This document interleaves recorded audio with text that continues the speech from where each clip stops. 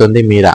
అప్పుడు మీనాక్షమ్మ, నీకు చెప్పకుండా చేసేదేముంది తల్లి, అందుకే కదా నీకు ఇప్పుడు చెప్పింది అంటూ తన కన్నీళ్లను తుడిచి, అయినా నిన్ను కనే ముందు నీకు చెప్పామా, నిన్ను కనకనమా నిన్ను కనకనమా అన్న అమ్మ అని అంటుంది.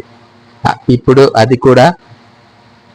ఇది కూడా అంతే అంటూ అక్కడి నుంచి వెళ్ళిపోతుంది. ఆశగా మీరా అప్పుడు అజిత్ వైపు చూస్తుంది. నా వైపు చూస్తావేంటే, నేనేమీ చేయలేను, నన్నేమి అడక్కు అని అంటాడు. నైట్ అవ్వటంతో తన ఫ్రెండ్స్కి కాల్ చేసింది మీరా.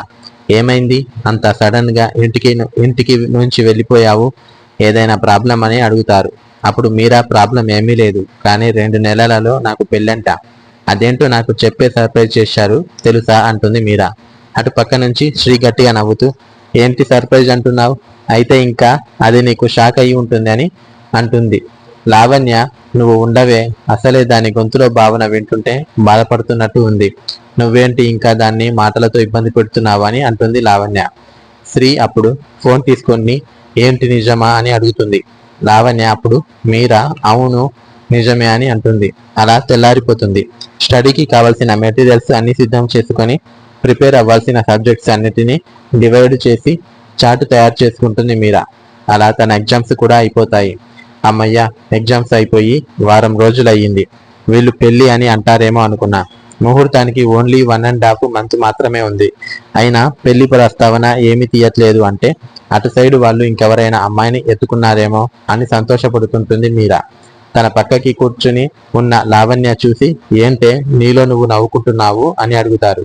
ఏమీ లేదే, అటు సైడ్ సంబంధం వాళ్ళు వేరే సంబంధం చూసుకున్నారేమో, ఇప్పుడు ఏ టాపిక్ మాట్లాడటం లేదు అని అంటుంది మీరా. అప్పుడు లావణ్య, అప్పుడే అన్ని ఫిక్స్ అయిపోయాకే ఎగ్జామ్స్ ఉన్నాయి కదా అని నీ దగ్గర ఏమీ మాట్లాడలేదేమో, టైం వచ్చేటప్పటికి తీస్తారు అని అంటుంది లావణ్య. ఏంటి నన్ను భయపడుతున్నావని అంటుంది మీరా.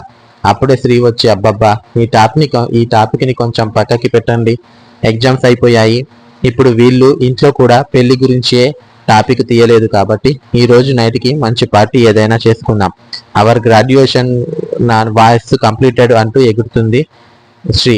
శ్రీ సెలబ్రేట్ అంటున్నావు, ఏం సెలబ్రేట్ చేసుకుందామే అని అంటుంది ఓపిక లేనట్టుగా మీరా. అప్పుడు లావణ్య, నాకు పార్టీ మీద ఇంట్రెస్ట్ పోయింది అని అంటుంది. శ్రీ ఏమో వద్దని బలవంతు పెడుతూ, ఈ రోజు నైట్కి మన కాలేజీ వెనకాల పప్పులో మంచి పార్టీ అరేంజ్ చేశారు మన కాలేజ్ వాళ్ళు. అప్పుడు మీరా షాక్ అవుతూ, ఏంటి మన కాలేజ్ వాళ్ళని అడుగుతుంది. కాలేజ్ వాళ్ళు అంటే స్టూడెంట్స్ అని అర్థం, మన ప్రొఫెసర్స్ ఎప్పుడు చేయాలి ఇలాంటి పార్టీలు అని అంటుంది శ్రీ. సో ఈరోజు పార్టీకి మనం బాగా రెడీ అయ్యి వెళ్ళి ఫుల్గా డ్యాన్స్ చేసి బాగా మెక్కేసి ఎంజాయ్ చేద్దామని అనుకుంటారు. అలా ఈవినింగ్ అయిపోవటంతో అందరూ రెడీ అయ్యి పార్టీకి వెళ్తారు. పార్టీకి వచ్చిన వాళ్ళందరికీ మాస్కులు ఇస్తారు. ఆ మాస్కులు వేసుకొని పార్టీని ఎంజాయ్ చేయాలి. హాయ్ ఫ్రెండ్స్, మీకు ఈ కథ నచ్చితే లైక్ చేయండి, కామెంట్ చేయండి. ఈ కథ నెక్స్ట్ వీడియోలో వస్తుంది.